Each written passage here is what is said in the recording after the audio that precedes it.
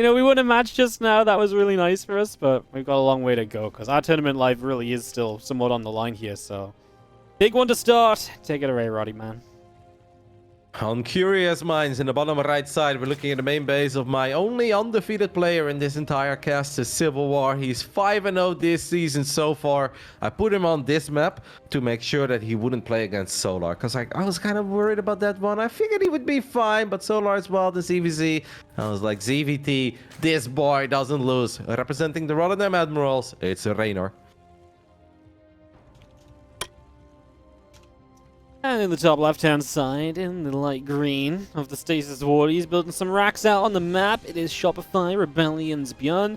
He played a great game against Serral on this map. He did lose out, but that was without server preference. I was like, you know, ByuN, I'll give you server preference here. If you can play a great game like that, there's always going to be a chance. And whoa, I was going to say, don't engineer him, babe. Yeah, no! Reynor, you were so close, but he still sees it, right? Please, please, come on. Reynor! Yes, okay. Wow. Is it early enough to send drones out? It's a short map, so he's going to do it, but I don't know how effective it's going to be, right? Because it's up against the wall, too. I guess you might be able to stop the first Marine from doing it. I mean, that's a lot of drones as well. That's like 6 drones. Yeah, I think the first barracks will always finish up, but the second barracks, I don't really see that second barracks finishing up, Wardi. Even though there is... okay, we can attack that SCV. There is one sweet spot. All right, RNG gods! Come on, RNG gods, move that SCV towards the top. It's good. You know, you're not going to run RNG against me, mate. Look at that! Oh, the micro is perfect. Beautiful. Yeah, but... oh my god, and the Marine can pop that too? Yeah, I actually didn't know that. That's insane. How can you fit 2 units in there? That Marine and SCV are real close right now. I'm actually not feeling this too much. Obviously, we still have a very quick scout. First 8 links on the way immediately. I mean, it's not bad. Oh, wow. Your supply depot is a little bit late, by the way. Yeah, I mean, it's okay. It's okay. Got to raise a barracks anyway. Obviously not ideal. I mean, that's just a lot of lost mining time for you, though, right? So you've got a natural up a bit faster. Factory now on the way from ByuN. ByuN did have an income lead until just about now. Now these lings are out. And, I mean, the queen's kind of late as well on this natural, no? Just because it's been... and only 1 queen on the way as well. Just because you pulled all those drones, I guess it's just so expensive. But at least what the drones did do is it kept the SCVs busy, the barracks was delayed a little bit, and now we don't have to worry about a bunker going up. And as long as there is no bunker going up, this is obviously a map with a ramp as well. That means no high ground vision. 1 drone unfortunately gets picked off, but I can live with this start. Sure, not the jackpot. The jackpot would have been obviously delayed at second barracks forever, but I still think it's totally fine for Reynor. Yeah, no, I don't think this is actually going to come out as being too consequential for anybody, right? I mean, ByuN's going to go home with his barracks. He's got a factory up, CC coming through. Reynor's going to be able to start taking a little bit of a worker lead from here. These few Marines are still going to keep position on the map a little bit. I don't think anyone should be overly upset about how this has gone down. Probably would be a little... No! Okay, that's a bit unfortunate. We drop a creep tumor. The other one might get picked up as well. So we lose 2 active creep tumors. That's very annoying. Reynor was convinced that ByuN maybe sent his Marines back home and they were still here. I'm a little upset the Lings are going to cancel the SCV, though, so the command center is going to be a little delayed more than what it needed to be. Just waiting for the Hellions to come out. Obviously, we're gaining the creep tumor kills, but that's about it. Kill it. No, what? No, kill it. No. Run. Hellions, please. Hellions. Oh, God. No. Go. Oh. Oh my god, I was 1 hit away from dying as well. I know. The Marines taking a very adventurous fight on the other side of the map against 3 queens. I think ByuN forgot that that's just 6 or 7 Marines and not exactly 18 Marines. I feel like if Reynor would have split his links up and 1 link would have stayed on the left side of the CC, the other one would have gone on the right side, maybe we would have been able to get 1 more hit off. But we still got a bit of a delay though, so it's all good. We have a medevac that's going to take these Hellions up, and I guess we're going to go Hellion dropping across the map as the CC is going to live for high ground vision to kill the Overlord on the natural. Reynor will hit a little supply block out of that. New Overlord finishing, but obviously needs another one going ASAP. As yeah, medevac moves onto the map, and I guess what we're going to try and drop into the natural and get a bunch of drone kills or so. Reynor does not have any way to see this medevac coming. It's just going to be out of reach of these queens. Oh, he just spots it! So he'll be able to start moving units over, and that's obviously essential for him. Yeah, and he gets the queen there too. Massive catch from Reynor, who now runs into the natural with Lings. Yep, and that was that one low HP SCV that still got picked up. Second SCV is gonna get picked up there as well. Most of the Lings will survive. This is nice, but obviously not taking any damage whatsoever from these Hellions is way nicer. Queen's a bit out of position now, though. We still have a couple of Lings. Queens are gonna get a few more shots off on the medevac. We need to make sure we have Lings in the natural, Reynor. Ay. But it's okay, right? It's okay. Yeah, it's okay. Just one drone going down, I believe. Couple of Lings, one Hellion. Again, a lot of stuff like setting up as that, that could be big. Oh, what a catch by Reynor. You know what? That's the ping advantage from ByuN. He didn't have a chance to... He didn't think about it, He paid more attention with more ping. I don't know. Something like that. Unbelievable. Also turns his Liberator around. Maybe after he realized that all those queens were there, but now instead he's going to reveal that Liberator in the center of the map. At least I think maybe Reynor could have caught a glimpse of it. Oh well, the start was alright. I feel like the last minute was fantastic for Reynor. Finding a little bit more damage with the Lings on the other side of the map. Gunning down that medevac, barely taking any damage from the Hellions. I don't think we can really ask for a much better start than this one. He's still droning though, and this attack with Stim coming up is going to begin to be scary. I mean, how many Lings are on the map? 14? Only 14? I mean, he kind of needs to get some units out, no? Yeah, you're not wrong in that one. There's that Liberator at the Zelnaga Watchtower. Reynor is going to find the army. Don't lose all your Lings, Reynor. That's all his Lings as well. He's going to have to morph a few of those into Banelings as this attack's going to get set up with a tank to support it as well from the high ground and the Liberator. Going to be a fun little position. Yeah. The medevac's about to be here with a couple of heals already needed to be had on these Marines.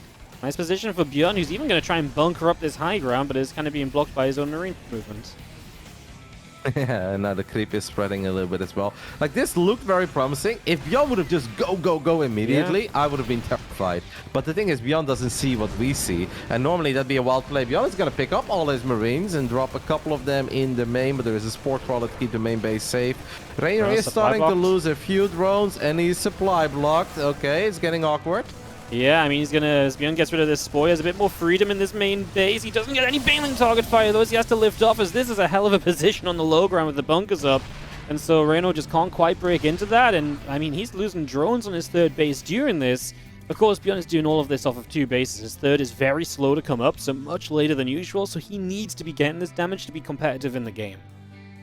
Yeah, exactly. Like, this is all very annoying for Reynor, and it's definitely slowing him down, and it's been a good attack by ByuN. But the more time that goes by, the more it favors the man who obviously had the big worker advantage early on. Reynor does have that hatchery finishing up at 3 o'clock, so we're just comfortably mining off that one. Let's just not lose any additional drones, because we lost a few too many drones to those tank shots. Queens have no high ground, so they can't get too close. But there's so much energy in all those queens.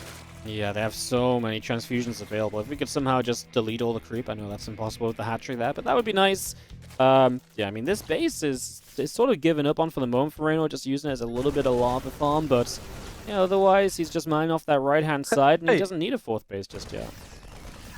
Wardi, look at where ByuN is going to take his third base. It's going to be blocked by creep, baby! Well, that one. Yeah, the creep side. I went to the other side because I was like, oh, he's going to take in a weird place, but yeah, the creep is a minor problem over here, I will admit. We're going to need like a scan or so, clean it up a little bit. Not ideal. Mate, imagine if you're ByuN right now, you're like, are you kidding me, mate? It's 9 minutes into the game, and I cannot even land my third CC because of creep. It's okay. It's because the map's so short, which is going to benefit ByuN in the long run. That's all it is. And he says a little... That so? How long do you think he keeps this position down here for? I feel like it's getting to be a point where it's like, is it even worth still being here? Is Reynor not just going to crash through this at some stage? It's not worthwhile sticking around. I guess how do you get home if the medevac's aren't here to support it? So, a little rough. He's going to try and send some SCVs home, and apparently for now they're going to make it. Yeah, that's actually a shame that Reynor didn't see that. He had plenty of links that could have just hopped on those SCVs immediately. A few more drones going down. This is the moment where Reynor truly had enough of these bunkers. Thanks, Liberators. ByuN is going to use this moment to push the creep back even further in the center of the map. The medevac also going down. I gotta say, that's lovely for Reynor, and we're going to grab the Liberator too. This worked out well for my boy, I think. No, I think so. And ByuN is actually quite late on the +1 attack upgrade too, so he's going to be playing down on upgrades. And now that Reynor doesn't have the bottom side of the map to worry about, immediately across the map and looking to see if he can start taking some fights. And while ByuN's position is pretty well set up defensively, I mean, it's always scary when Reynor's running around with Ling Bane on a map. He's got this top right base set up as well. That bottom left was a scary position. He just never really did anything with it that felt meaningful for how much he gave up to get set up there in the first place. I think the best thing that worked out there was the tanks that were still in range of a couple of those mineral patches, so they killed 4 or 5 drones with a few volleys. But we have the double Sensor Tower right next to each other too. My favorite building in the game. That's actually to wall off the siege tank a little bit. I believe it's a tactical choice, not a mistake. So, all right. There, I'll let Funka know about this. Funka is a very strong believer in sensor towers being too expensive. Now I don't know what's wrong with Funka for saying such crazy things, but according to Funka, this is terrible for your economy. I mean, it's not ideal, but at the same time, there's just been so much creep. Maybe ByuN just wants to double check that his sensor towers work. They've not been infested. I don't know. I'm clinging on to anything I've got right now, Roddy. It's not looking too pretty in this game 1. Yeah, and your army composition was like 42 Marines, 7 tanks. It's like, okay, if we've got a nice little setup on the other side of the map, I can see that still getting something done. But at this point, Reynor is maxed out.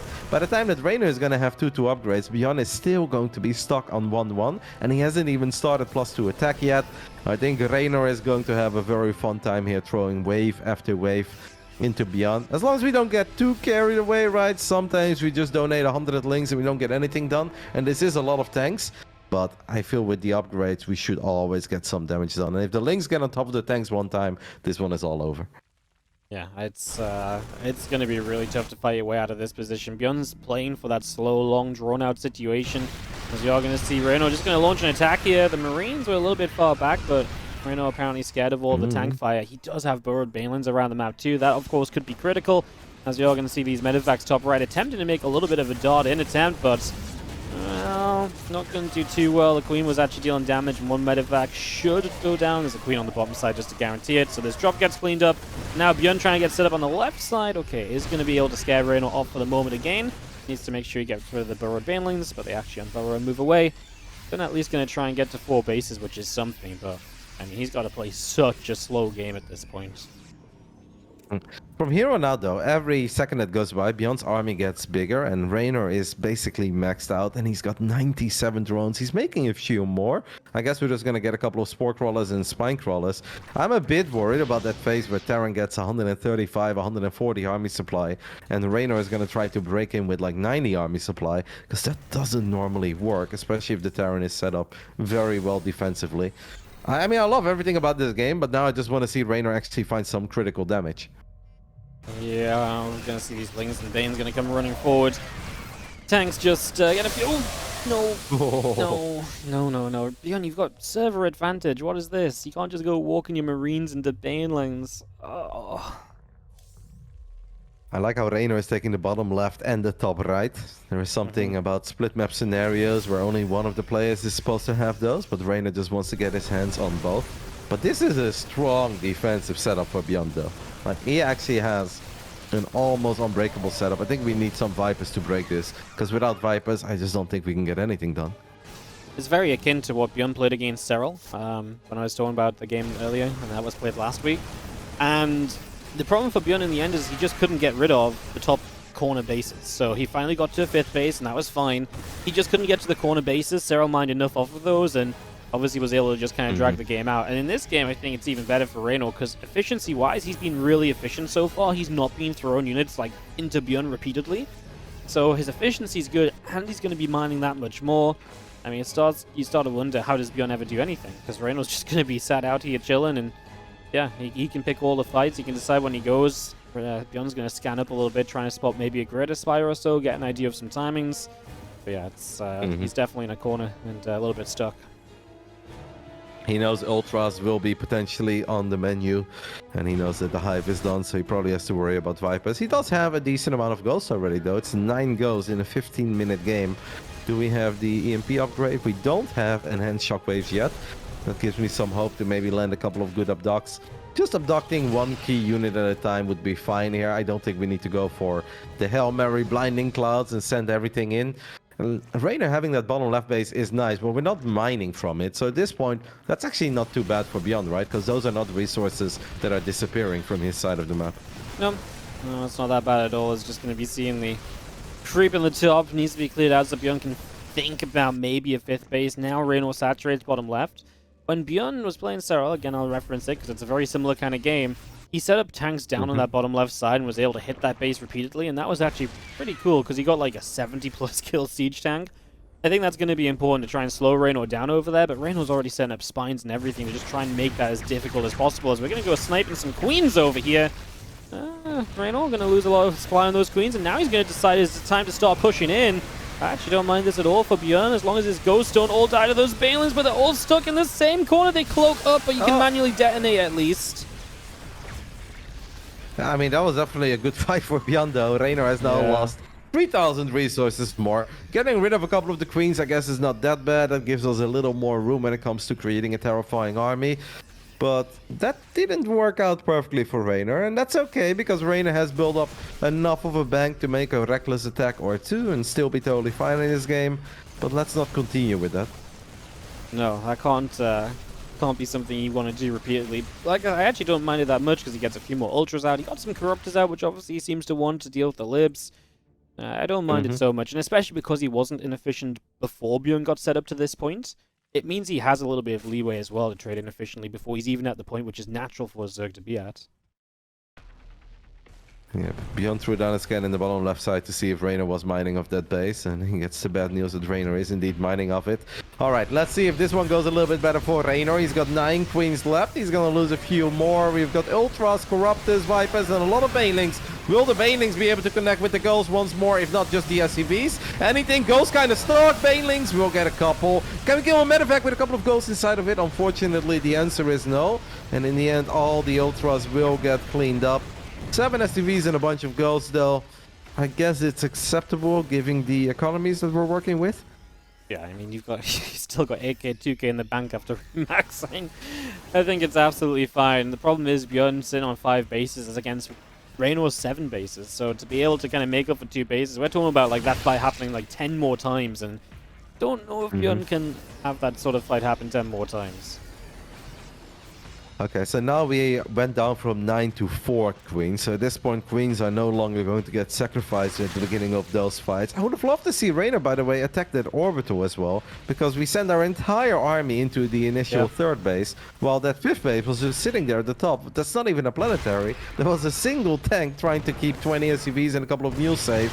But Reynor is coming in again for round 3. This time around, Ling, Bane, Ultra, Corruptor, Ghost once more, heading for the hills. Pretty good Sim City by ByuN, I want to say. And all the Banelings get obliterated, and Reynor, 11 SCVs. Do we get something? We barely got anything now this time around to the top side too. Mate, I am starting to get a little bit worried. We have now lost almost 10,000 resources more. The entire map is purple, but it seems like it's pretty hard to break this ByuN guy. He's just going to keep rebuilding the same and hoping that ByuN can't get rebuilt in time. But that fight was really bad because it felt like this time the Banelings just, like you say, got obliterated before they got close to anything. So when the Banelings go down that quickly, they never get a chance to hit the Ghosts, and what you really want is those Banes to hit some Ghosts, hit some SCVs, and slow down that economy. So yeah, ByuN gonna keep it alive, keep it going. Gets another command center up just to keep this wall off going.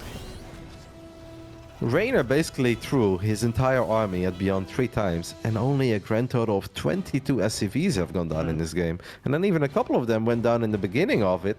But that's honestly kind of shocking. ByuN paying attention to the top side of the map, so the tiny Baneling run by won't hit. Reynor is going to come back for seconds. ByuN is dropping the bottom left. It's annoying for Reynor. Reynor is going to go through the center this time around. We're going to get on top of the planetary. Will the Banelings find the connections that they are looking for? Ghost once more activating personal cloaking, but the Overseers is still here. All right, we got a few more Ghosts at least this time around, but 0 SCVs. Yep. 5 Reapers, by the way, Wardi. What is this about? Well, you know, ByuN's really good with Reapers, so he's going to go for the late game Reaper Harass. Yeah, it's it's one we've developed specifically to use against Reynor in this match. He was telling me about it before the game. So don't be alarmed, it's part of the plan. Yeah, that's obviously probably not great, but especially if that's meant to be like Ghosts or something. It's 250 gas as well, which it's not exactly like he's rich on gas, so not loving the Reaper edition unless he's going to somehow bounce some units around like crazy. But hey, Reynor's bank, 4k, 2k, ByuN's bank's always been just kind of trickling along, and he's already maxed out again, ready for the next fight, which Reynor's setting up for. Looks like he really wants to keep hitting the left side now, Reynor. And he has broken through a little bit more open space on this side than there was before. That is a lot of Banelings trying to connect with the Ghost. The Reapers are there as well. The Reapers can tank maybe a little bit. ByuN is running for the hills, running into all the tanks. This time around, we don't just kill the planetary, but we kill 2 orbitals too.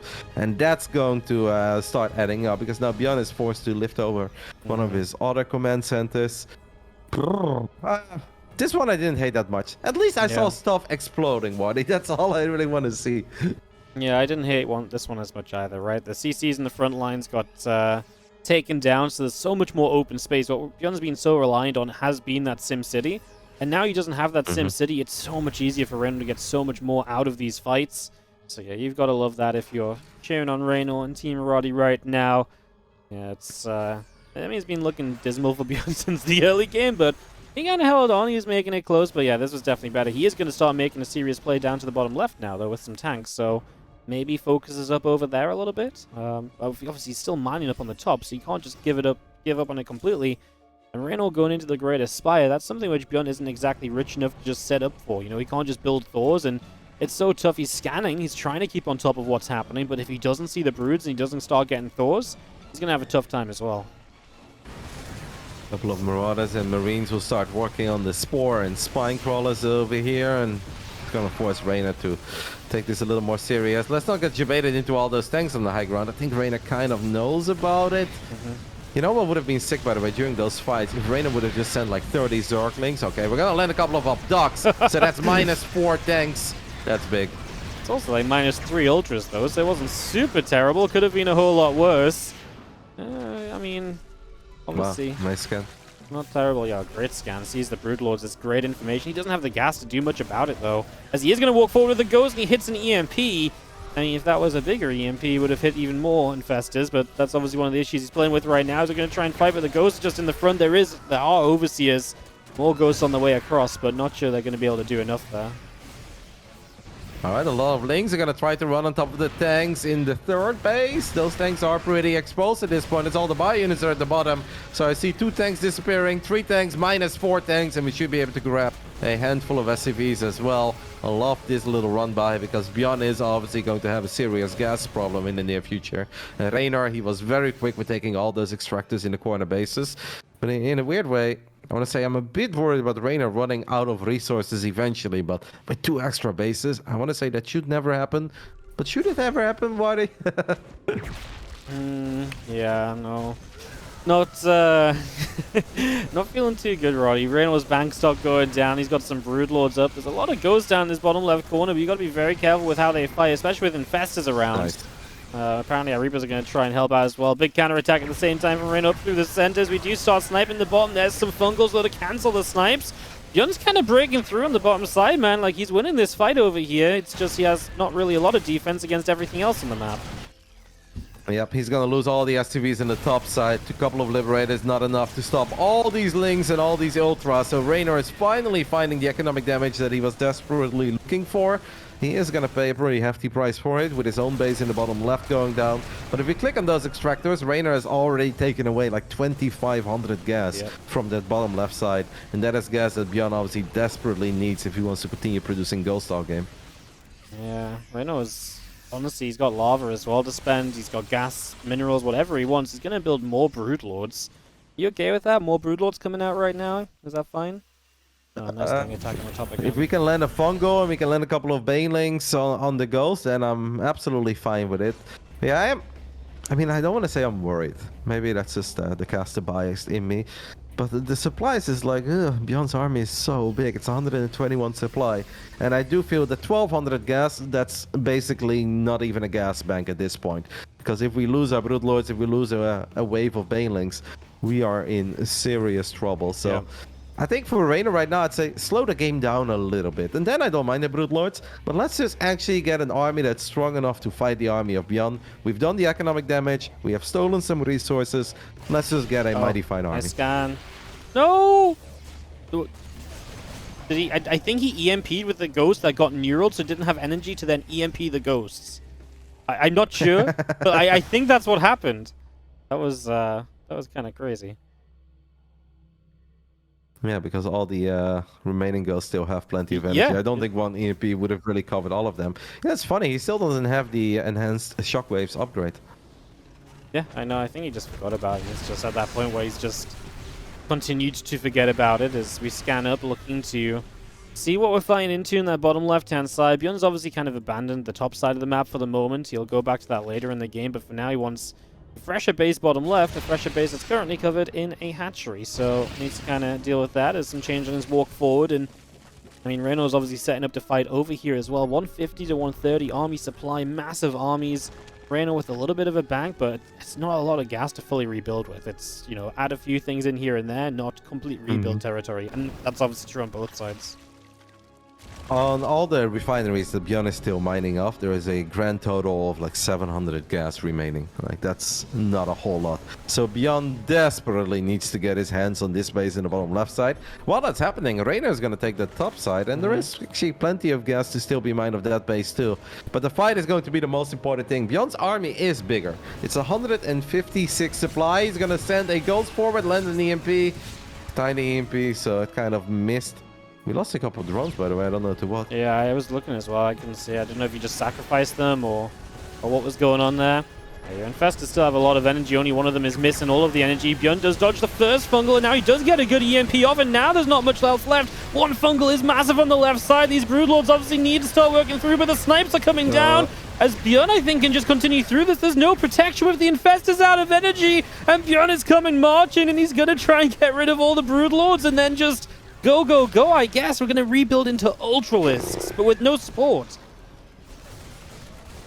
All right, we still did a bit of economic damage apparently in the third. We might get a Thor here, a couple of links with a Dreno, and a couple of Ultras going to start working, and that's going to force ByuN to turn around. And geez Louise, I'm so happy to see that army turning around. That is just a ridiculously strong army, and obviously ByuN does have the server preference, so he's handling these fights in a beautiful manner. And Reynor has now lost 21,000 resources more than ByuN did. Yeah, I'm worried that Reynor literally has Infesta Ultra. Like, I just don't think that's a good army. That's not a great army at all. What a crazy game this turned into. Reynor's also gone with his bank, and he doesn't really have anywhere to mine minerals from anymore. I guess that topside base is going to come in pretty clutch for him, but even that isn't loaded up on minerals, so we're getting towards some of the final fights here. And ByuN holding that bottom left corner right now is obviously crucial. Yep, and ByuN just threw down a scan, by the way, at this base, realizing that Reynor has it. Reynor actually just has it. A single Liberator. ByuN should take one of these libs that's protecting his triangle base and just start attacking that base on the top side. Man, I can't believe this game has gotten to this point where we really can't afford to take another bad fight. And if anything, I feel like Reynor at this point needs a magical fight, right? He needs to get that one juicy fungal. And we had a couple of fungals, but there was just so much healing power in all the medavacs that the girls were able to survive the waves of broodlings and eventually were able to just land a ridiculous amount of snipes. Man, this is... This is scary. This is tense, man. This is what ByuN's kind of been playing towards the entire game. Getting that gas mine bottom left built into the CC as he's going to start clearing out some creep in the center as well. Does Reynor genuine... I mean, that top left base, he's not taking the gas on it either. I guess he just needs minerals, but there's only like 300 or 400... Okay, there's one patch that has 400 and one that has 400 again. Okay, so there's about 1,000 minerals on that top base. That's it for Reynor. He's got 1,000 minerals left in this game, Roddy. Yeah, I don't like it. I don't like it one bit. I think there is a Liberator now harassing that mineral line too, so we're gonna even lose very little income. I mean, the doors are wide open to run into the natural, run into the main base with a bunch of our links, but Reynor is obviously terrified of the idea of losing links at this point because he can't really afford it. We have a burrowed infestor. That burrowed infestor basically needs to land the juiciest fungal. You know what's really funny is that ByuN at one point made some hellbats, which I think was accidental, but they're actually very useful against the heavy Ling army that Reynor has at the moment. No, absolutely. As you're going to see Lib Siege in top side, that's not going to last very long. Couple of shots, but doesn't do much. Oh, no. Infesta gets found as well. Nice catch from ByuN. He needs to obviously make sure that sort of stuff doesn't happen. We finally see some Banelings. It's the first time Reynor's made Banelings in like 5 minutes or so. So 14 Banes now on the map. And honestly, I think Banelings are probably one of the scariest things he can build at the moment. I mean, it's nice to see something supporting the Ultras, right? Because otherwise, I don't think the Ultras alone are going to do much. ByuN's army is so intimidating, and actually all the Marines are very useful as well if they can just survive the initial onslaught of the Ultras and Banelings. 1 Broodlord, 14 Banelings, 22 Lings, 11 Ultras, and 7 Infestors. Even losing that 1 Burrowed Infestor that we had sharking around is painful. ByuN throws out another scan, will land the snipe, picks off 1 more. Man, Reynor is not happy with this game, I'll tell you that much. The Infestor, I think it walked in range of the turret, so he just saw it, and oh, he sees all the Infestors on the top side. Okay, Reynor seems to realize that that's been spotted, so he pulls them back a little bit, drops a fungal, and that ghost will die. That's nice. Yeah, but obviously ByuN does have some extra gas income again because he's been getting his hands on the bottom left side. Reynor took away a solid 1,000 plus gas off that base, but there was still a grand total of like 25 or 3,000 gas left. 2,500 obviously is what I meant. So extra infestors, man. Reynor needs to not just win the next fight, but he needs to smash the fight. Like he needs to completely dominate. Yeah. Yeah, this is very much so where that server preference comes in as well, right? Because hitting the EMPs on infestors can be completely game-changed now. Reynor's even pulling his drones in the army, because what is he going to do? It's not like he has minerals to build up more armies, so it's not even worth trading the drones out for other things, because he just can't afford anything else. He's actually supply blocked, and affording an Overlord is becoming difficult. As he has 1 patch left with 30 minerals, Reynor actually can't build another Overlord this game. There are some minerals left at the triangle base of ByuN. We can start long distance mining. Long distance mine in the last 400 over here. I mean, we laugh, but it's a genuinely 415, mate. Yeah, no, it's... That's 4 Overlords, baby. Get out of the supply block. Oh. Well, crazy how much the game slows gas down. left at the bottom. Yeah, I think Reynor obviously had enough of trying to fight off creep. He knows that that ain't working. ByuN is going to send his SCVs forward. Yeah, ByuN has plenty of minerals in the bank, so he can... No, don't use Banelings. Please don't use any Banelings. Yeah. Okay, that's good. Yeah, if you can actually afford to build extra units. Yep. 1,700 minerals. That's a lot of Marines. There's a lot of Marines. And any Marine helps right now. And obviously, he just needs to keep enough mining in the bottom left-hand corner. Keeping his orbital energy for a little bit of scanning. Doesn't really need to mule that bottom left base either right now. I would like it if he actually spent his money, though. Surely this was the point of dropping those SCVs into the Zerg army, no? That was definitely the point. I think he's wondering what he should make. I think he's thinking about it. He's like, all right, I probably don't have too many chances to rebuild whatever army I'm currently going for, so let's be very methodical about every penny I spent.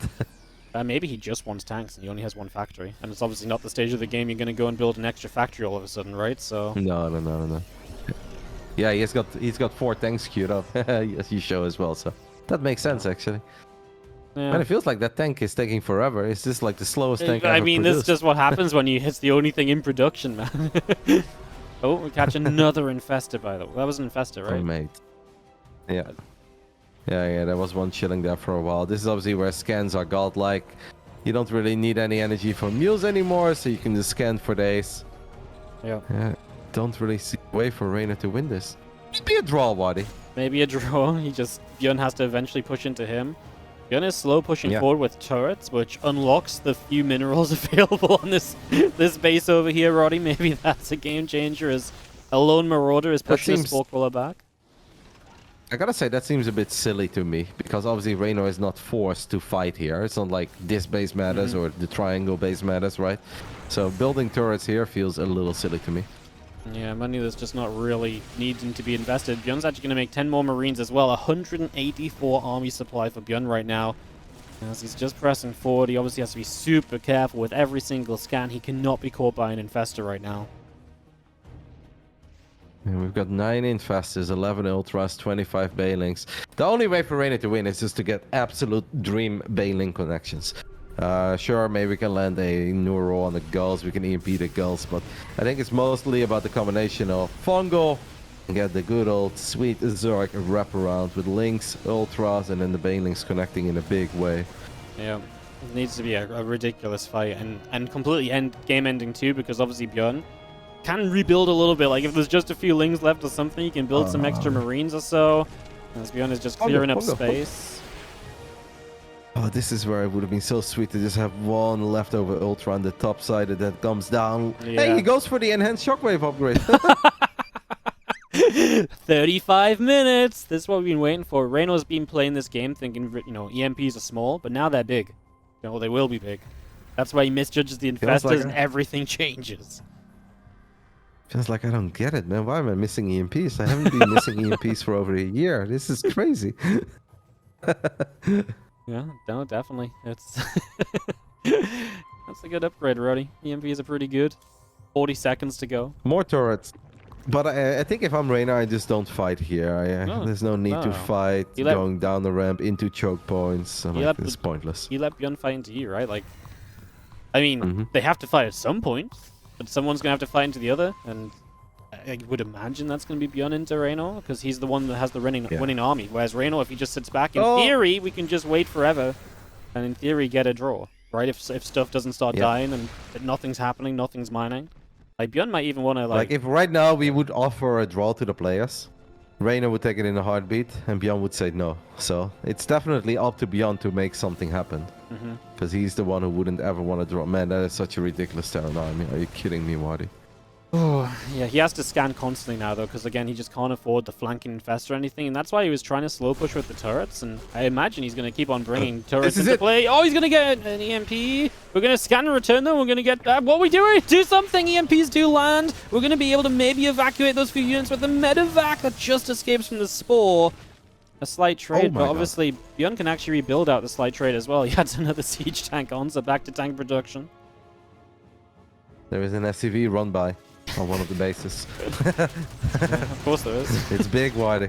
I mean, that's just more Marines. So this is actually going to allow ByuN to move forward. Drops a couple scans, pick up more creep tumors. And slowly but steady, all that creep is disappearing. ByuN is just adding a few more Marauders in the mix now. Looked at the army of Reynor, he's like, alright, it's a lot of Ultras. Ultras can be good if they get on top of tanks. And they can be good if they get on top of Marines. But as long as I have a few Marauders. How many medevacs are left, by the way? 4. So he needs to be a little careful with that, I guess. Yep, just going to take down a base top right again, slowly looking towards getting some elimination going. As ByuN is pretty much out of money too, by the way. His 4 ghosts in production. It's more or less his last little bits. Again, like, I mean, he built a lot of turrets before. Like, in that forward position, he built like 3 in a line, and that's obviously, for what's happening now, a complete waste of money. Yep. That's why I would like 1 turret. I can sort of understand if he thought that that was going to be the game-deciding fight, but building just 3-4 turrets, that definitely surprised me a little too. Then he got one more on the high ground, but he's done with that now. I think he completely forgot about those leftover minerals at his triangle base. I know it's not that big of a deal, but 400 minerals or 0. You know, could be nice. Infestor goes forward, land a fungal. These are units that we'll never get back, but the Ghost will land some snipes on the Ultra. So actually smart by ByuN. Felt like that was just a complete bait. Yep. Felt like ByuN's kind of okay with this, right? Any fight with a little bit of bio for Ghost snipes is absolutely okay for him. Anything he can shave off this army is only going to get better. He actually replaces with 4 Marines, so we're going to get those 4 Marines back. And we're going to keep on pushing around the right side, and where does Reynor actually pick a fight? Because at some point, Reynor's going to be forced to fight. Where does he actually pick that? Because at some point, ByuN's now going to be sieging with ramps of his opponents on his opponent's side of the map. Like, it feels like at some point, it's better for Reynor to just go than wait even longer, because this fight's going to happen eventually. I don't know where is best to go, though. I think he's waiting for an opportunity of ByuN slipping up. Oh, good scan there by ByuN. Very good scan. Lands the EMP as well. Gets the Infestor as well. Nice catch. The last few minutes, things have just gone even worse for Reynor. Like, obviously, it looked already very dire at one point, but we are just losing the little skirmishes. ByuN is even adding in a Raven now. And wants to make sure, I guess, that he always sees the sharking infestors. I think Reynor was hoping for ByuN to spread himself too thin, so then we can land a fungal, then we could send it. Or, yeah, ByuN just only fighting with half his army. But ByuN is like, hey, I didn't make this a 40-minute game to mess up now. Slow and steady wins the race. I think ByuN is going to be the first player in the war, in the, watch us, Team Link. The cast is Civil War. That is going to hand Reynor our loss here in the group stage, because I just don't see a way for even Reynor to win this. Well, Reynor's got a dropping Infestor. He actually spent his money on a Dropper Lord, so he can drop an Infestor in the upper right. That might be the flank that ByuN's not expecting, but he does have a turret on his army as well. And that's very important, having that turret to work with. That's absolutely huge for him, because that might scout the Infestor, which is going to try and... Yeah, it's going to see the Infestor. Well, it depends where the Infestor tries to drop a fungal on. It just feels like 1 fungal or 1 EMP right now. Everything's so well spread out, I'm not sure how much it really matters. We're going to get a double Raven too, so I guess we're going to get an anti-armor missile. That's pretty cool. Unless it gets used against you, due to a neural. Okay, the infestor is gonna go down now. I think Ooh, it's he in. It's dodges it. in. No. He dodged. He How does dodged. he know? Yeah, he knows.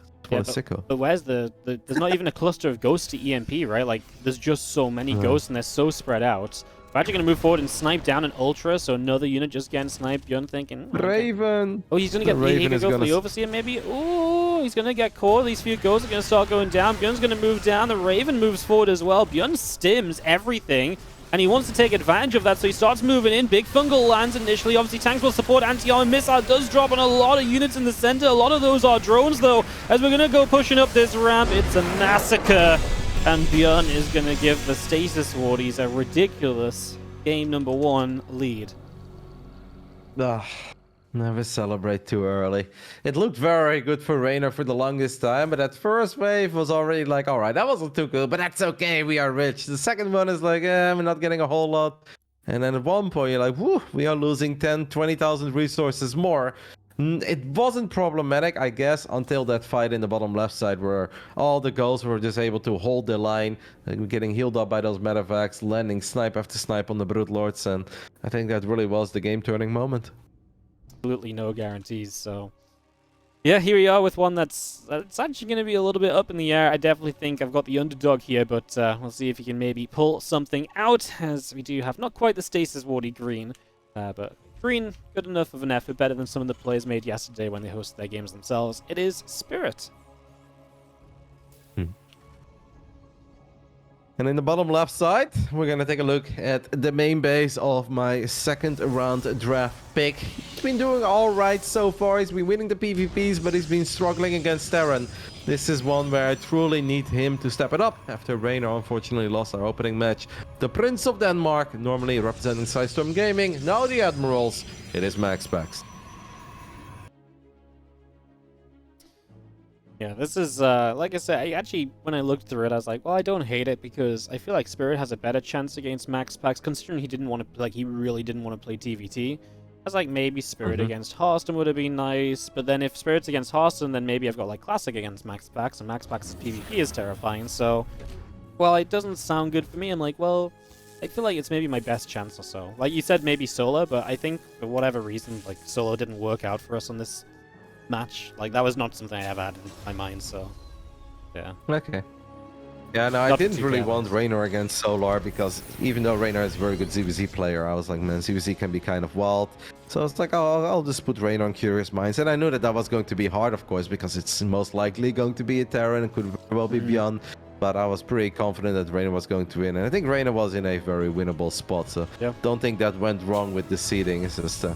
I don't know. Sometimes these Terrans are hard to break, and Reynor DM'd me saying Ghost should be illegal. I can get behind that. Illegal? Well, okay. We'll also make Pride of Altaris illegal for the playoff, shall we? I don't think my team would have too many issues with that, because even when MaxPax won his PvP on Pride, he let me know that he wasn't too happy he had to play on Pride. I was like, mate, you got PvP and you won convincingly against Hero, the man that a lot of people consider to be the best pros in the world at the moment. He's like, I wasn't too happy with it. I was like, I'm sorry, MaxPax, I don't give a damn. You got the win, mate. That's the most important. Well, my team, like, pretty much fell out over Pride of Altaris week 1. And then week 2, like, ByuN and Spirit were like, oh, you know, I can play Pride. And Spirit was like, I'd love to play Pride because I really want to get away from, like, the TVTs. I was like, okay, man, that sounds good. So I put him on Pride against Zombie Grove. Boom, Hero Marine. I was like, come on. Like, what's the chances of that? Really? Yeah. You know, imagine I sent Solar on Pride. Would have loved it. But no. My thinking backfired completely, so rip. Gabe is just such a team player. Gabe will probably just play, you know, all the other guys probably had some strong wishes, and then Gabe's like, oh, doesn't matter. You can put me on any map. This is a blink opening from MaxPax, just going to get those Stalkers up and running early. He is very fond of playing 4 gates, but this looks a bit more like maybe just moving towards, I was going to say, a third base. Around 4 minutes. Robo is coming in after blink, so yeah, we'll see what he wants to do. So MaxPax played against Clem, he played against Hero Marine. He won 2 PvPs, but I feel like I'm forgetting one matchup. Can you help me out with that one? Because yeah, I can find out in a sec. 1 sec. Was it? Played Hero Marine. So he played Clem. He played Hero Marine. Hero. And then, he won that one, yes. And then he played against Serral. Oh, he played against Serral. Oh yeah, Sarah on Blackburn. Yeah, he wasn't Yeah. happy with that either. But that wasn't on me. That was on the boys. That was the boys. So far, Max Max. Well, basically, where I want to go is that he's 0-2 against Terrence. Now, obviously, losing against Gabe and Clem is something that could happen to any Protoss on this planet. But this is the one where you really want to see that his PvT at least is up there, right? Some people are like, oh, Max Max is terrible in PvT. I don't think he's terrible. I think losing to Hero Marine and Clem is something that can happen. But yeah, I hope that he is just going to be razor sharp in this one, because we really need him to come through. Blink Stalkers against Cloak Banshees shouldn't be bad. That adapt movement, though, that's a little bit unfortunate. Nice. So now we lose a bit of map presence on the other side of the map. Yeah, that's a little bit harder for MaxPax to maybe know exactly what's going on. I like that pick off a lot. Obviously, otherwise, though, it is still looking okay for MaxPax because he is getting observers up. This Cloak Banshee play shouldn't be too difficult to deal with. There's always that chance when, you know, the observers go the wrong way and they're not in the right place, but in theory, he is well set up to deal with this. But it almost feels that this is going to be one of these Euthermal specials as well, right? Or a Gabe special where the Banshees are just going to try to keep the Stalkers at home, and then Marines and Tanks move to the other side of the map very early. But while I said that, there is a third CC going down, so now I'm a little less worried about the Terror. But can the Observer survive? Oh, I can feel the frustration of the Terran players out there. I love it. You know what? This Observer speed, it's ridiculous. It's meant to be a scouting unit, and it's just so quick. Running around bases. You may as well give it Blink at this point, Roddy. It's ridiculous what it can do. Beautiful. All right, so we do have the double Banshee showing up. Where's that other Observer? The other Observer is chilling above the main. This Nexus does not have energy for a recall, so these Banshees are still going to hurt. Yeah. MaxPax a little slow to respawn here as well, and with a little slow, I want to say very slow. What is this? Didn't do anything at all, Roddy. He's going to move the sentry from the battery, so we get a sentry and 10 probes. Oh, Spirit is on a roll right now. Gets 11, gets 12. What a start from Spirit as he puts himself in a great spot here early. 13 probes. Yes, yes, yes. Beautiful. We do Blink. We get a couple of shots off on one Banshee. Unfortunately, we don't kill it. Not a probe going down. And the Banshees is still alive. That's the worst of everything. Losing 14 probes is always disastrous. Losing 14 probes and the Banshee still being alive, that makes me want to rip my eyeballs out. Man, it's so unfortunate, because if he had energy on the Nexus for a recall, he could have recalled that Observer that barely survived in those 4 Stalkers, and everything would have been fine. Not having energy, and I don't know what he was looking at, warping in some gateways or something, but oh, that was painful. Yeah, not ideal at all. His +1 comes up on the Forge. I mean, Charge going to be finishing. What's Spirit at? I mean, Spirit's got a Marine tank army, upgrades coming through. Obviously, he's starting to produce Widow Mines now. He's actually going to start Widow Mine dropping as well, so just wants to keep up the pressure, keep on dealing damage. I like it, but as the game draws out, you know, I'm definitely afraid of the later game for Spirit a little bit. I know he's a beast, I know he can build a lot of command centers. Nice scout here from MaxPax. But MaxPax is very good at those kind of drawn out, kind of scrappy PvTs, and he's very capable of making this one of those from this position as well. One of the Banshees got picked off, the other one started working on the gateway, but now our Stalker is stuck, but at least he's going to keep our gateway safe. MaxPax knows about that medevac drop. Probably doesn't necessarily know there are Widow Mines inside of it, but it could be a combination of Mines, Marines, or just one of the two. But yeah, and the longer this goes on, the more and more we can just kind of forget about losing 14 probes against a couple of Cloak Banshees. War Prism with some cargo flying into the main base past the Viking. Unload, please. Okay. I was liking it when he kept the Zealots in there, you know, keep your own units in your own base. That would have been nice and managed, but typical Protoss, littering the Terran base with Zealots. Wow. And actually only getting 3 SCVs. This Marauder was going huge. We do need a couple more units still, though, well, still only 3 SCVs. That really wasn't so bad. Spirit. No, but it was a lot of lost mining time, and I was actually surprised that those Zealots were alive for that long, because there wasn't really a whole lot happening besides that. And I feel like in my own games, when I do that, I just run into 24 Marines and 3 medevacs, and I kill 0. But I felt that Spirit was incredibly worried about MaxPax A moving the rest of his army on top of that third base. That didn't happen at all, so that allowed those Zealots to find a little more success than I feel like they were supposed to. Yeah, no, that's true. He was definitely afraid, right? Because he could have brought the units back in the main, like you say, a lot faster. Which is actually maybe a bit wonky, considering he killed so many workers earlier. Should he really be that afraid that MaxPax can just crank out an attack? You see these Marines going to stim forward over here, get a pylon, but that's a bunch of units. Although the force fields kind of helped Spirit there, as the Zealots obviously ran into their own choke point eventually. And Spirit's able to get a couple kills and then just back away pretty much unharmed. Zealots do get a tank on the counterattack and maybe a couple SCVs as well before they get cleaned up. Mate, I'm like, right now I'm in the hopium phase, so every little pickup, every little skirmish that goes well for me is one that I'm going to celebrate. As I'm glad to see Battery Overcharge being part of that game, because that EMP hit like a truck. Okay, MaxPack still very confident. He can blink forward, picks off one of those Marauders. Are we going to get Marauder number 2? Yes. I wouldn't blink forward again because I look at the minimap and the reinforcements are on the way. But at least the next time we dance, we're going to have some Colossus. Thermal Lance only halfway done, but I'm just happy that we have something that's better than just gateway units. Yeah, no, it's definitely some progress. We're just going to be seeing our units of max packs hanging out around the 3rd. And, I mean, Spirit's still having a go of this. He's still trying to push forward, but I don't know if he's got much to push forward for, Roddy. And he's getting a 4th base up. And he just feels like he doesn't quite have the army comp that he needs right now. Going to see max packs, another round as well. It's going to swing around the right side. Oh, mid-mine drops do get 4 probes.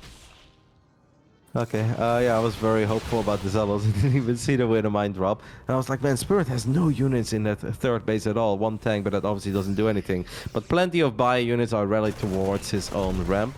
I'm just happy that this is Spirit that we're playing against. Because if this was Gabe after that start, MaxPax would have been so down and out, man. He would have already been in his next ladder game. Because you know that the big Gabe follow-up push is going to be unstoppable. Spirit, as beautiful of a StarCraft 2 player as he is, he does make life very complicated and difficult on himself. Because at this point, it doesn't really look like a game that could have already been over after the amount of economic damage that he found with those Banshees. Oh, I don't like this at all. Spirit's on the right side, MaxPax is on the left.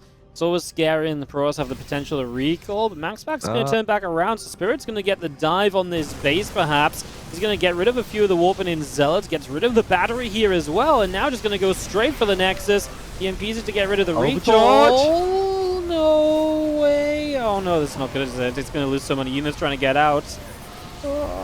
Yep, and we still have that battery actually healing up the cannon now as well. Blink, blink, blink, blink, blink. I feel like we already kind of tactically blinked before. The Zealots, though, in the counterattack are doing an absolutely amazing job. Man, that shield battery bought so much time for MaxPax to get into the correct spot. In the end, it wasn't as bad for Spirit as I feel like it could have been, but now his army is still in a very awkward spot. MaxPax's a little bit indecisive, but he decides he wants to go for it one more time, and Spirit says, alright, I cannot keep this orbital safe, so it's sort of a base for a base, even though your base can fly at home. We should talk about that one day, by the way, with Blizzard, but digress. Good luck with that. Supply-wise, it looks alright.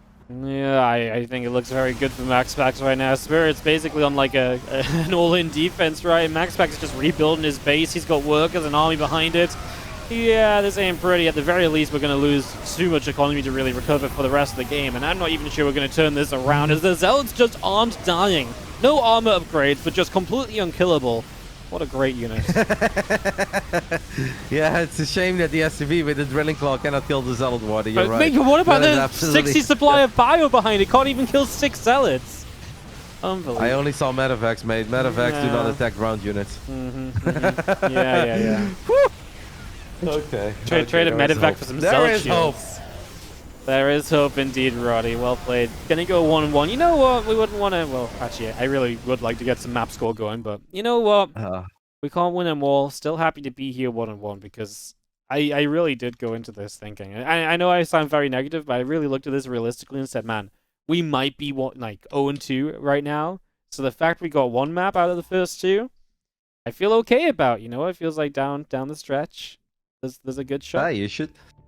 And I built some elephants, but he said, no, F the elephants. I'm going to play some TVPs. And that's what we need over here at the Admirals.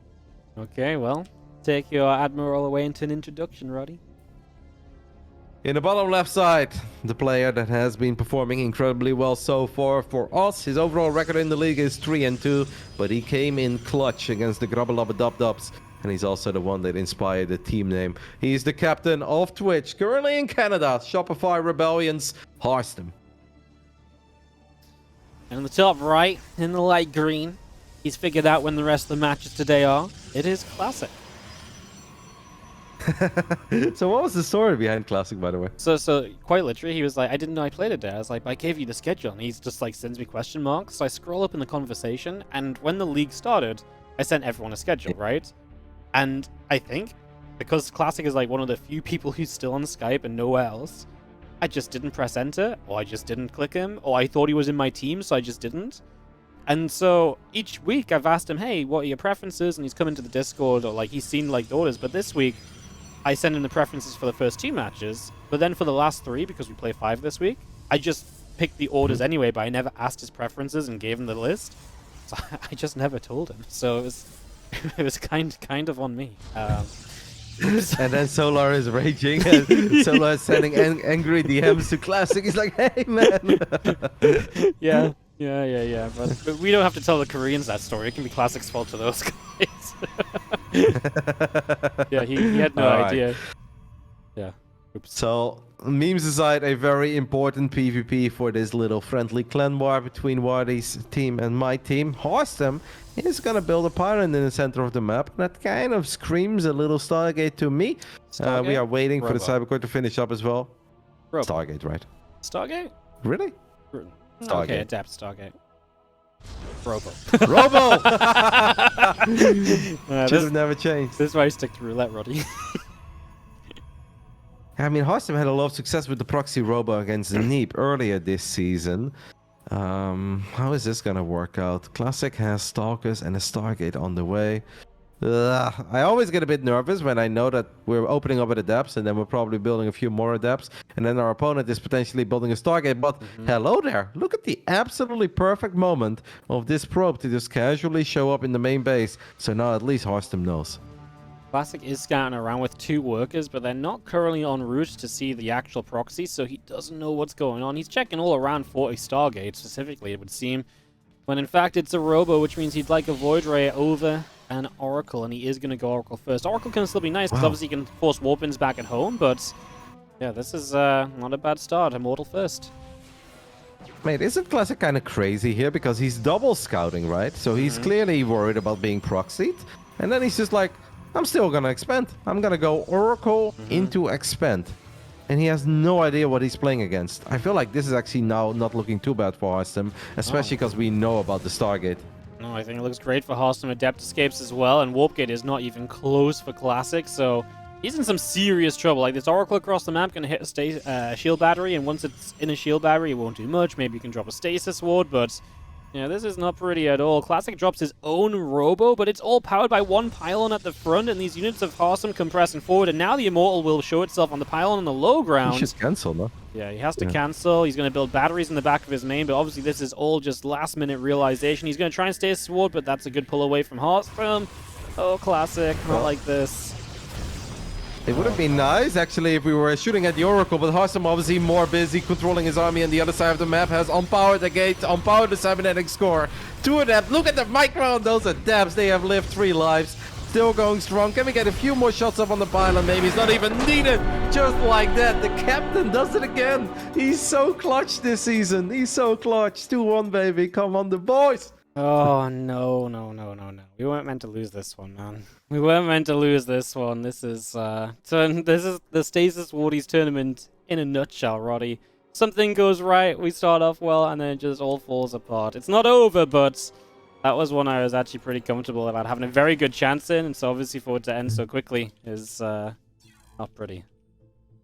Okay, I'm happy as well that I didn't mention this, obviously, but I just took a look at the Discord as the boys are popping off. Reynor is cheering them on as well. Kalazu saying you're an actual god, Kevin, talking to HOLDOUT, of course. But actually, before the game started, HOLDOUT said, don't worry, guys, easy, see you in 5. And then he said, 4:15. I told you guys, see you in 5. So, he was feeling it, he's loving it, let's go. I just had a real Benny and the boys experience, mate. Yeah. I am like, we're joining the lobby. I'm like, all right. I whispered time because I don't want to do it in public. I was like, that's kind of rude to solo. I was like, let's go, time. This player is not accepting whispers from guys that are not on his friend list. I'm like, oh no, is that how Ben feels? Time. Should have gone for Discord, mate. We are close on Discord. It's apparently not on Battle.net. Well, you know, there's so many servers on Battle.net, Roddy, right? It's not like Ben who has to download Kakao Chat to try and contact one of his players every now and then. It's a little different. Alright, in the top left-hand side, looking to keep the Stasis Wardies alive and give us a true ace match today, it is Solar in the upper left.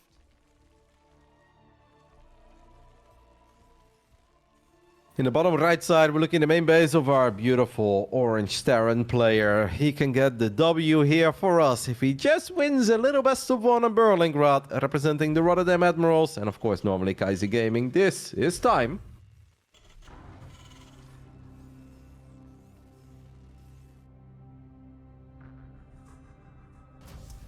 Well, suddenly very tense again, Roddy, not gonna lie. I mean, I kind of like...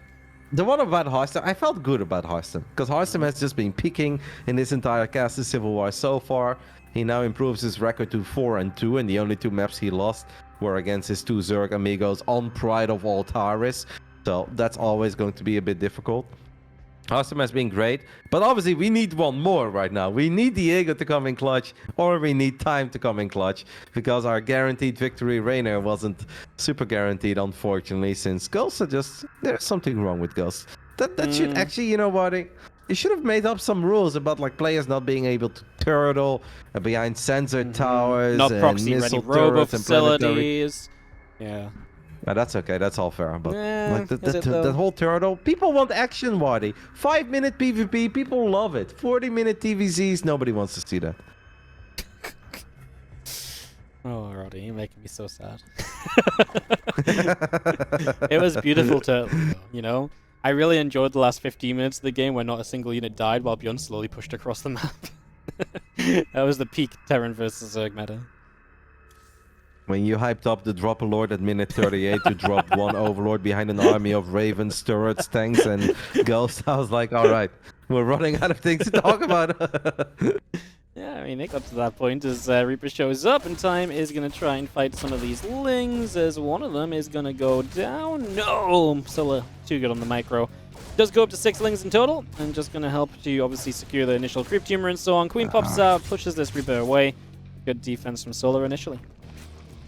This is some very biased casting, Wardi. Too good on the micro. Loses a ling. Doesn't even make 4 lings. He makes 6 lings. So he's already putting his own economy into the dumpster. And he still managed to lose one of his lings. If I was Solar at this point, I'd be like, you know what, Time? You've outplayed me so hard. Go ahead and take it. The W is all yours. 6 lings. He still lost one. 6 lings, still lost one. Economy in the dumpster. It's okay. We had to get in the dumpster to play the rest of your team anyway. Is that so, mate? Yeah, I mean they've dumpstered us with some shitty tactics. It's lucky that you're ahead. We all know that. We're not disagreeing on that one. So I feel like you just know a lot about dumpstering since you took a look at the table and you realize you're the dumpster division of the league. Mate, we're 1 match behind you. If you lose here, you're behind us. Yeah, but we don't lose, so you. Yeah, not yet, not yet. Oh, look at Wardi, he wins a little 3-2 nil by Classic shows up, saves the day, bends the rules to let Classic still play his match, and now all of a sudden he's got some cheddary new again.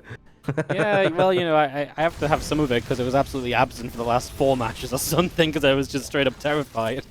So, all right. Yeah. Are you terrified about the Marauders? Concussive Shells, Marauders, Medevac, speed it in, tag some queens, Hellbats.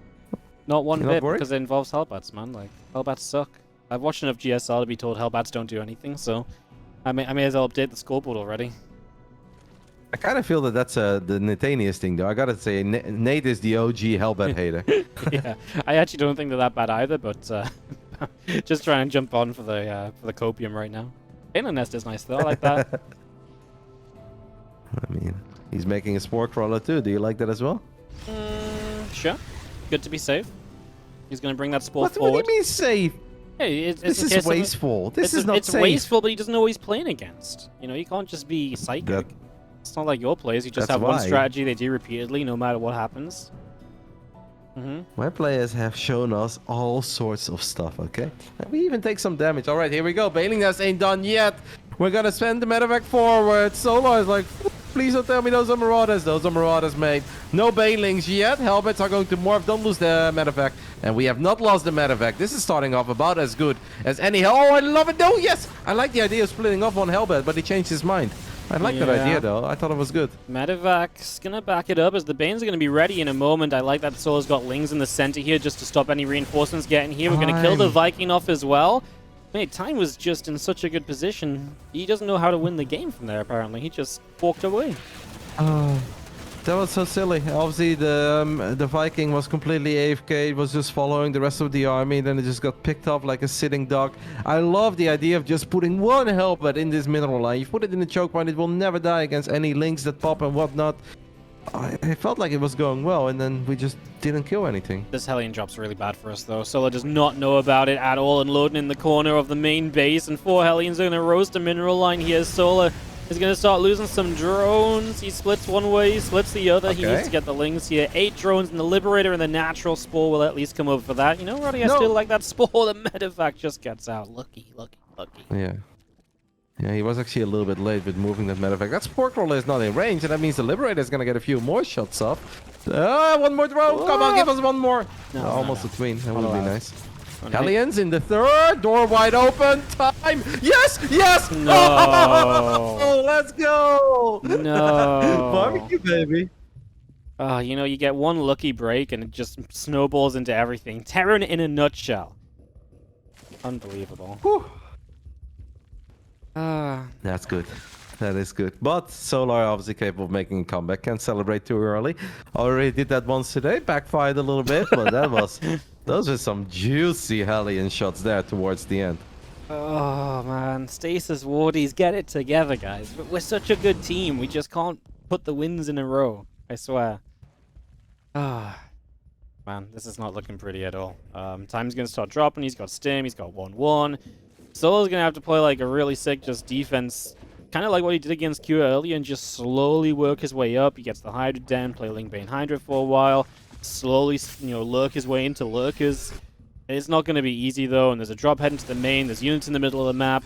We don't quite have Bane speed yet. These next couple moments are going to be pretty scary. Ken goes down. We're going to push back the creep a little bit more. Indeed, no Baneling speed yet. What's happening with that little drop in the main? We're going to stim. We're going to pick up one of those Spore Crawlers that you loved so much. It's actually getting quite a few shots off on that Medevac. I think we took a little more damage there than we were supposed to take, but we're doing a good job keeping the creep at bay. I'd love to see time maybe clean up some creep in the top side of the map, though. It's giving Solar a little too much vision for my taste.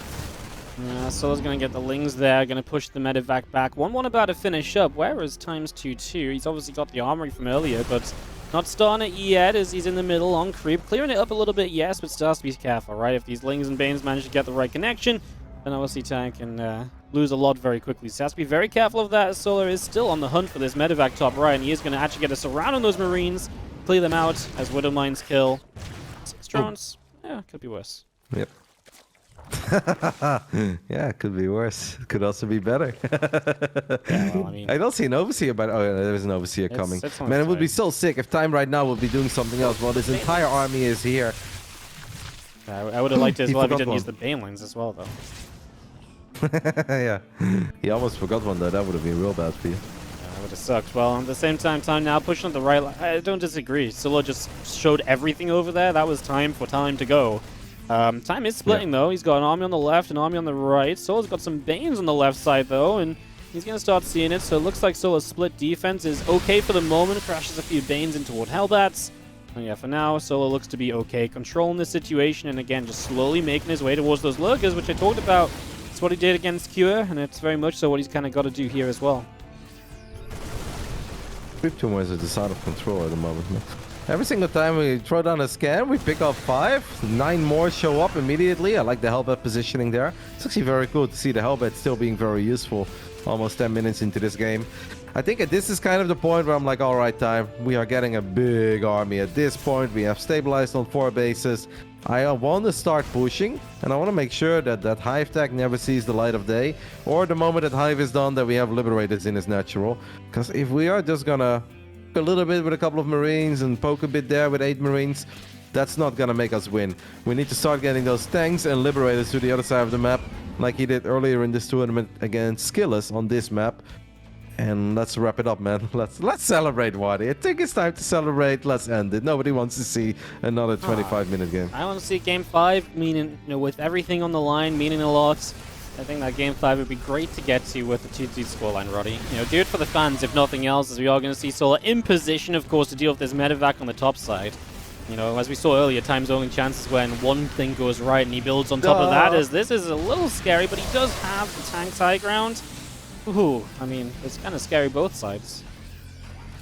Yep, those were some good tank shots though. Marines in the top right side, flirting with a couple of Lings and Banes. Few of those Banelings did connect. Liberator's gonna start sieging up. Let's split up our tanks, make sure not all the tanks are together. Alright, we're gonna go for it. Solar decides to just fully send it. He feels his army of time is not big enough. Widowmine's not quite getting the best shots off yet, and still so many Banelings remain.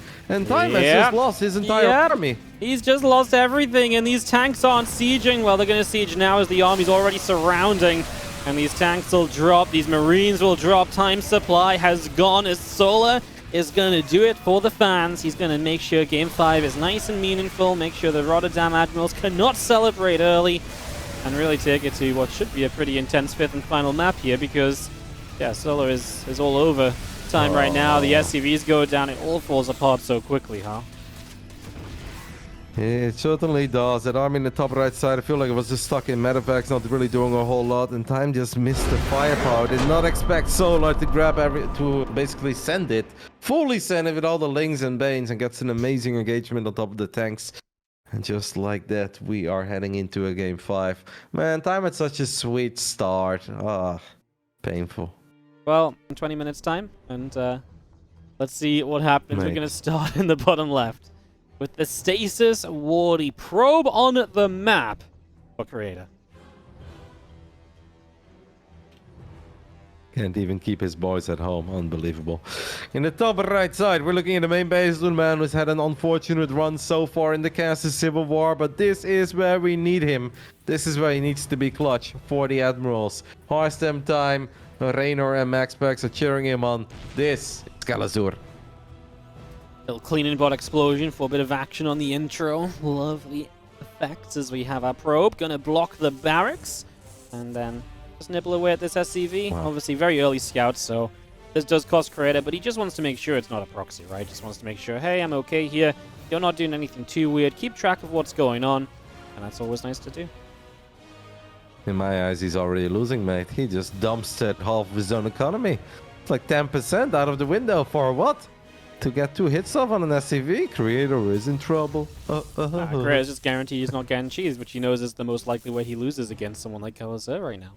Not necessarily just from Kalazur, just since he joined the RotterdaM Admirals, it just feels like that's the max potential of most of your players, you know. Little cheese, little hard bad attack. That is exactly what we wanted. We planted that seed ever since the very first playday. Everything that Kalazur has done in the cast of Civil War has been leading up to this moment. We planted the seed with the proxy against Showtime. This was all part of the plan to make sure that Creator would waste all his minerals early on. And so far, our plan is coming to fruition, and you love to see it. Oh, yes. This probe still being annoying as it finally gets chased away. Diego will SCV scout, gets to see the natural expansion, of course. Nothing really too wonky on the side of Creator outside of the very early initial probe moving out.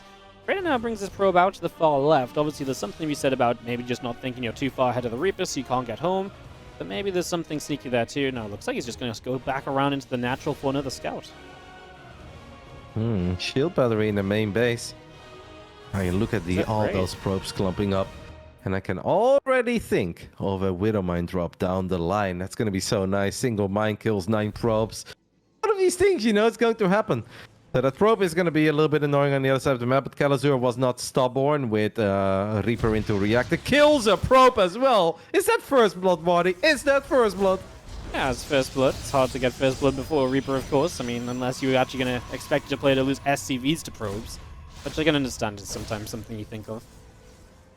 I have never thought of that. Yeah, nice to get that one. Obviously, nice and early. Battery wasn't ready. Obviously, it's not quite close to the probes on that top side either. Creator wanted to get over here and start kind of playing a little bit of delay, a little bit of just slowing things down, but obviously not really going to find too much. Yeah, it's good for Kalazur. Actually, a really good start for Kalazur so far. The probe kill, CC doesn't get delayed.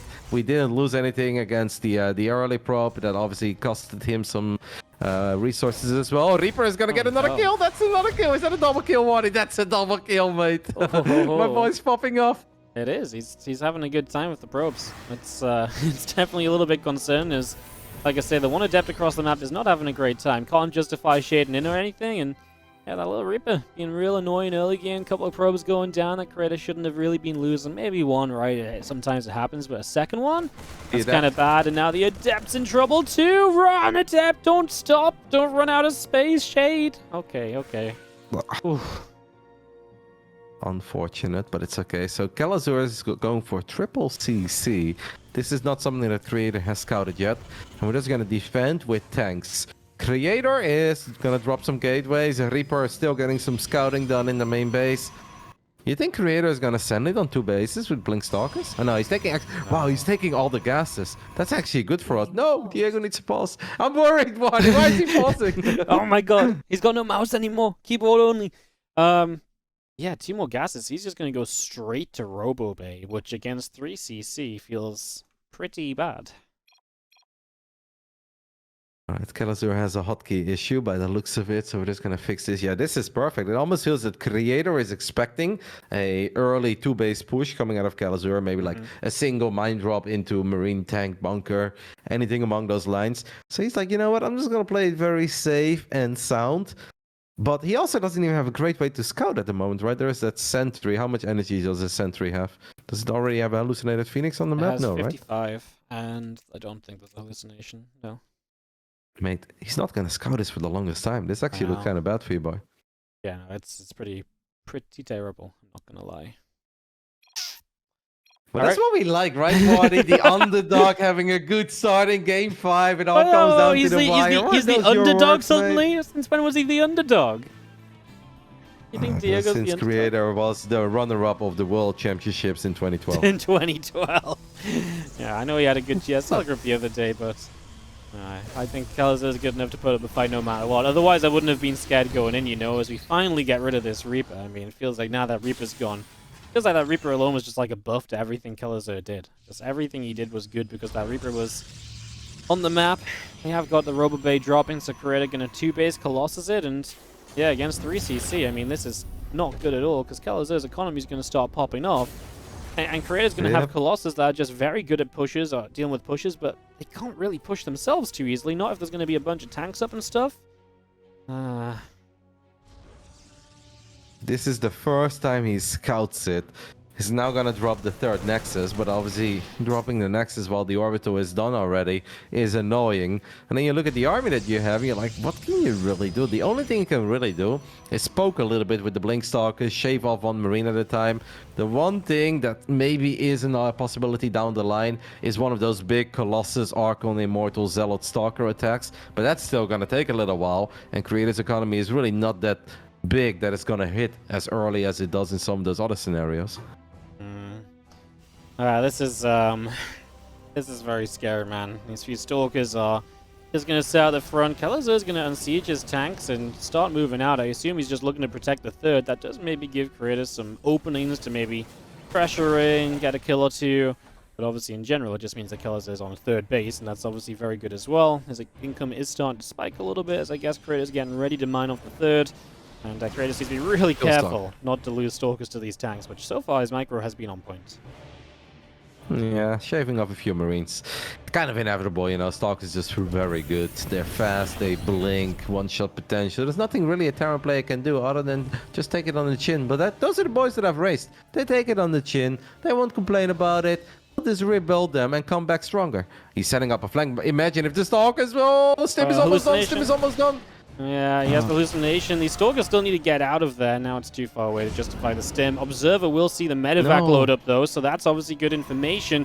And Creator should be able to respond to that. He's not moving anything along unless he just wants to intercept, but he's too late on the intercept. Now he sees the update. Okay, the medevac gets seen. Stalkers are going to show up, and they're just going to go get the medevac. Oh my god, that's not worth the medevac, mate. Why are we blinking into 6, 7, or 8 Marines? No, no, no, no, no. 3 Stalkers, yes. Oh and a probe. That's good. I like that.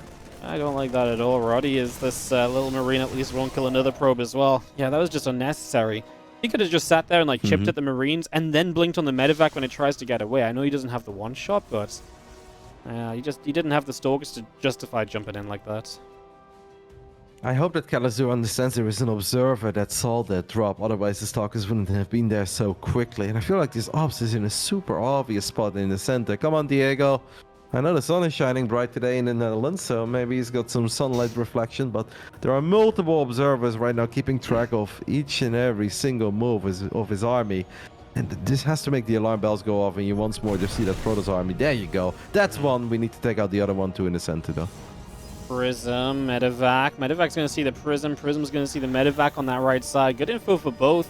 Good to know about the Widow Mine drop. Good to know about the incoming Zealots that you're going to have to deal with. And Kelazur is indeed pulling back. I'm worried that Creator hasn't moved too much with seeing the Medevac, but obviously it's early days yet as Creator sees this army moving over the right side. And should now at least wonder, hey, how come we kind of knew my Prism was coming over here? Double turret started, but not ready yet. So the Prism's actually going to get into the main base, Roddy, and not many units here, but there's also no charge yet. Oh, well, that's not so great. No, the Widow Mine! Oh, no, he's going to fly over the Widow Mine. He's going to lose a turn Marine afterwards. No! Absolutely perfect is, I believe, what we say there. Man, that's sick by Diego. Well done. Yeah, that was actually big. Actually big. That's a play. That's a play and a half, mate. I can't say anything else about that, man. I feel like my guy is going to be outplayed right now, if I'm honest. I haven't had much to cheer for yet. Hallucination scouting around is going to get taken down. Kelazur, big army bottom side. Zealot's going to spot this incoming at least, so he knows its location. He's got a couple Colossi here. He's starting to move into this Storm as well. He did this earlier against Clem. The real issue I had with this is that it was just so... Like, he had no anti-air to deal with the Vikings, just killing his Colossus off. Yeah, and without the Colossus, there isn't really any permanent damage, right? Archons are not going to do it for you. A couple of Blink Stalkers are not going to do it for you. Creator's army has a lot of potential, a minute and a half or 2 minutes from here on out. But I feel that Kelazur should be able to find some weaknesses somewhere, whether it's in the natural third or main base, but we should be able to start outmaneuvering this army. We really need to take care of that stupid observer in the center of the map, though. That ops has been MVP and is giving Creator way too much information. Not having... Oh, well, this Disruptor shot could be good as he's going to fire Kelazur! Oh, he splits, but not good enough, and that's a good shot to start from Creator, who needed a little bit of something here. It felt like he still has knobs on this right side, so he gets to see Kelazur setting up there too. Storm's done, Roddy. We can storm this army if we get the chance. I believe we've got some storms ready. Yes, we do. First EMP's on the front. Hits the sentry, but Guardian Shield was already off. You stormed down a couple Widow Mines. Don't hate the start at all of this fight. Storm goes down on the Ghost as well. Clips it. Another Disruptor comes out. Disruptor shot completely misses. Scan goes down. And we pick up the Observer. That is very big. And we move the Widow Mines as well. Novas are completely missing. There is one more ops above this army. I mean, it's obviously hard to find them. Kelazur is close to maxed out. We have +2 attack. This is that moment where I'd love to see 6 to 8 Vikings and just start chipping away at those Colossus, because you're spot on when you say there isn't really a hole to protect those Colossus. A couple of Blinky boys, but that's it. Yeah. Well, Kelazur's splitting his army a little bit, but once again, Creator's moving around nicely. That's a good EMP to start off with. I'm surprised Kelazur didn't try and go for that. Yeah, that was a moment. What is that? That's +2 Marauders, couple of Medevacs in the mix there. Oh man, that was a moment. That really was a moment. But it's okay. We're maxed out. We're playing it safe. We are getting tanks in a good spot. We're going to set the Widow Mines up one more time. We're going to find some probe damage. Keep him on 4 bases. Tank is big, by the way, from the other side. Wow, that Widow Mine's still fired, by the way. That's crazy. Yeah, that was kind of crazy. Nice to get the Disruptor between the two, so at least it did clip both and cleans that out. Kelazur's obviously got like a bit of a contain on Creator, right? He's moving on the left, he's moving on the right, so he's the one that's kind of picking a lot of these fights. As this EMP setup on this left side looks good. The Storm completely misses. Kelazur's not going to commit. Creator's still trying to dance on the right side, trying to take a 5th base. He might actually engage on this right side if he gets a good Disruptor shot to start with. He does have High Temple on the left too. I mean, we're just watching 2 different fights potentially about to happen at the same time here, and that's obviously very scary for both these players, because so much can happen in an instant in PvT fights. We've got some DTs that are going to make their way around this right side. I'm not sure how I feel about that. I mean, it's good if they get in and they don't get hit by anything. Scan, DTs run away. Okay, we moved an Archon, but that's not exactly what you want to be doing with your DTs. Okay, army on the left side looks promising right now. We pick up a battery. Storm goes down there and clips a lot of these Marines. Nova goes down too. Kelazur is finding a couple of probes and has done a good job in keeping Creator on 4 bases for a while, but we are not quite delivering that crippling blow. So that does scare me, but it's very nice of Creator, by the way, that he's saving up so many minerals as we have an EMP. We pick up the Colossus, and I feel like we all got the disrupted too, but instead no. lost a couple bio units. He's saving up a lot of minerals, by the way, mate. Is he helping out with those Pokemon cards? Ah, no, he's just waiting to warp in a bunch of Zealots and just flank and win, because that's what Protoss does, right? You don't have to spend your money all at once. I mean, Colors is just keeping up the pressure, just running off these 4 bases. Creator trying to really get established on the 5 base. Yeah, I know, really close.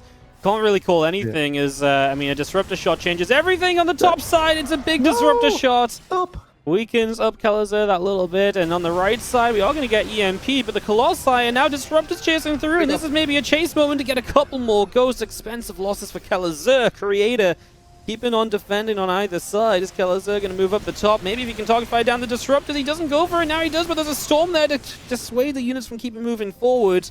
Man, we're just going one way then the other. DTs are starting to get onto the map to harass, but I don't know if Creator is rich enough to kind of build like a whole ton of DTs like he might be wanting to.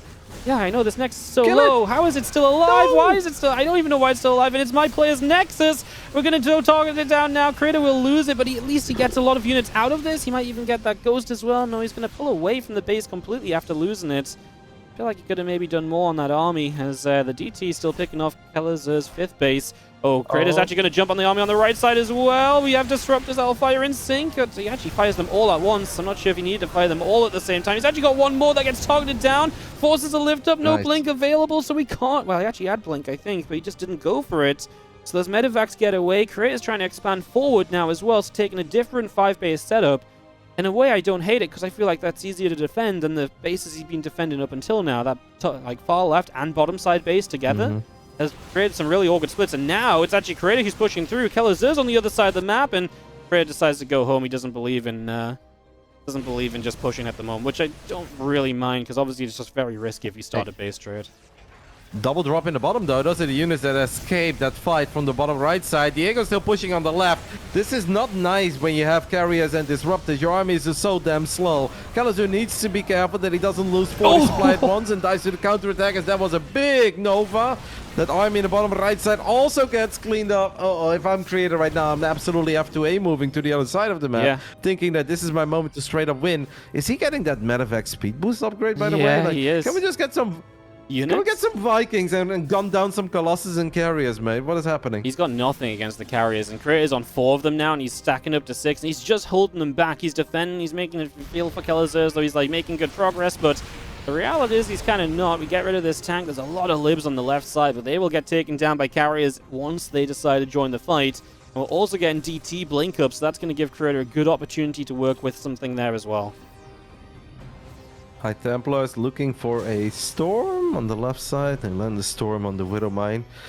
Diego needs to create a lot of chaos. The army of Creator is very good if it lands the spells and if it's in the right spot, but that's a slow army. I gotta say, Creator is playing a high-level game, because sometimes I felt like his army was very weak, but he somehow kept those bases alive all the time. Widow Mine's gonna lead the charge. They're going to burrow. Oh, he gets them both. We need to siege. We need to siege up. Yeah, Creator needs to back away from this. This base is not going to be kept alive. He does use his blink to get rid of one lib. He's now going to engage this army in full. A DT moving in as well. He's also got DTs across the map, I believe, as the super battery is unpowered, so it won't do much. The base surviving, but here are the carriers maybe about to join the fight for the first time and really make a difference. A couple storms going off as he try and flank around the left side. Kalazar's still got a few units over on the left side base as well. As, yeah, it's time to get out of here, Kalazar. You got to go running, and Creator's going to chase, but how far does he want to chase? He's actually got, there's like 4 Liberators on this left side, Roddy, that are very free for pickoffs if Creator just comes and deals with this, and I think he is going to start putting some attention there, but Kalazar did back it up. And I'm just happy that Creator didn't just A-move. I know. Because our army sucked against carriers. Like, it really sucked. And it seems like Creator is still going to try to end it. This is going to be very difficult for Kalazar, especially if he's not well set up. Oh, no. Okay, EMP. EMP A-move. Okay, no ball. Connects a little bit. Liberator's going to keep us safe. And we're going to run for the hills and just get some more anti-air. We've got 2 starports, right? Yeah, we've got 2 starports, but we need more units against these carriers. I'm just so happy that Creator is not ultra eager to end this, mate, because I feel like we could have been down and out twice. That was a nice scan. Catches that DT instantly on the left side. Creator now has to come back to deal with this. I'm going to EMP the Nexus to get rid of the recall. Creator's been kind of against recall and really wants to save that for like the moment he has to use it. Looks like the carriers are going to try and flank around the top side to just get rid of the libs. Are we just counter-attacking? What? What are we doing? Okay, apparently we're just counterattacking, but that's going to leave a lot of units just exposed over here, and all your production, like Kelazur got such a head start on this. Yep, and you know what they say, something never base rated Terran. So here we go, Kelazur. I wouldn't hate it if we lose a bunch of SCVs very quickly, so we can get some more army units. We're going for Liberators to maybe A move and then kill the Interceptors, right? That's what they always tell us on the Reddit. It can work. Let's find some of these carriers, these reinforcing carriers. There we go, that should be one. All right, we picked up a carrier, that is nice, but we're gonna lose the starport at home. Wardi, what the hell is happening to the ball? Okay. Oh, honestly, I don't know. I don't like Creator's decision to base trade, because like I say, I feel like he doesn't have... He just wasn't in position. Disruptor. Oh, the storms on the unit's going to zone a little bit. The planetary fortress. Oh my god, he's just sat there with such low HP units. Creator's like still using DTs whenever he can, but now has he just got to go home? Would he dare recall home onto this army? Oh, nice storm. Really good storm. Yeah, he's going to recall it. He recalled. The Nexus being targeted. Oh, he's going to lift up. Oh, I don't mind. Okay. Yeah, God, this is crazy. Unload. You know, unload, please unload. It's kind of wild because Creator still has some good active bases up. Kelazur lost a few active bases. Creator has enough structures to still build, right? So that's a big part of what looked worrying for us going into this base trade. Both of them have a bunch of money to spend as well. It's just been such a hectic game as we're blinking into this army. Creator, I drafted you, not Patience. Okay, Diego, stop moving to the left, please. Just siege up somewhere near missile turrets or anything. Let's spend that money. Let's get like 15 extra Marines. Another forward blink. He's getting picked up. 6 storm from the other side. You hate to see it. Kelazur is gonna run to the bottom side of the map again. Base trade part 2. What is happening? No. Maybe Creator actually... Oh, he's used his recall, obviously. He didn't recall for such a long time, but now he finally has recalled. Yeah, base trade part 2 for sure as, well, we go in, obviously get rid of some orbitals, get rid of some scans, maybe use DTs to your advantage. I like the split from Kelazur, trying to hit multiple bases at once, but he's actually some stack defense from Creator is helping him out, and obviously he's buying himself some time. Does Creator have an observer? He does. EMP. My god, the Widow Mines! Creator's walked into a bunch of Widow Mines. He's going to start firing up this ramp, and I think this should be a fight he can obviously win. Yeah, I mean, this is just absolute crazy, Roddy. I have no idea what's going on anymore. I think it's starting to look very good for your boy, because now there are carriers on top of all the production facilities, and I don't really see these carriers. Can we eliminate? No. I was like, can we eliminate him? Can we kill all the buildings? We still have a little army in the bottom side. We have a couple of Vikings, but I'm afraid that the army that Kelazur just lost at home, that was very, very important. That needed to be part of our main army. Like, we're even going to have some issues killing all these cannons and batteries over here. Meanwhile, these interceptors are just doing their thing. I think your boy is getting close to getting the job done, but hey, maybe Diego can find some Brazilian dark magic and somehow turn this into a base trade, or I don't know. Turn it into a base trade? What do you call this? Is this not base trade enough for you? Well, I call this one guy having an invincible army and also a bunch of probes, so yeah. For us, it's pretty good. I don't disagree. I love that he's expanding right side and left side. That's obviously just nice. It's going to split Kelazur up. It's going to give Creator time. And Creator just needs him. He's bringing probes to the army now too. Honestly, if he cleans out one of these bases up here, I wouldn't mind him just taking one of these bases for himself as well. As Kelazur is going to move down to destroy the production, to be fair though, right? There's not going to be any production left from Creator after this, and he's heavily supply blocked, so he can't... I guess he doesn't have much to spend. I love that he built a couple Void Rays too, by the way. Just some extra anything that he could get out of production, spend his money, as we're going to get all the production that Kelazur is trying to build over here. Cancel. How does I cancel the barracks? All the barracks will finish up, but we are supply blocked. Man, the planetary fortress earlier was so close to killing like 3 or 4 disruptors. I know. If that repair would have kicked in a little bit longer, and I feel like it would have all been a little more likely to get on top of that army. Kelazur still has a squad in the bottom. It's just okay. We have Widow Mines. Widow Mines. Okay, a little overkill there.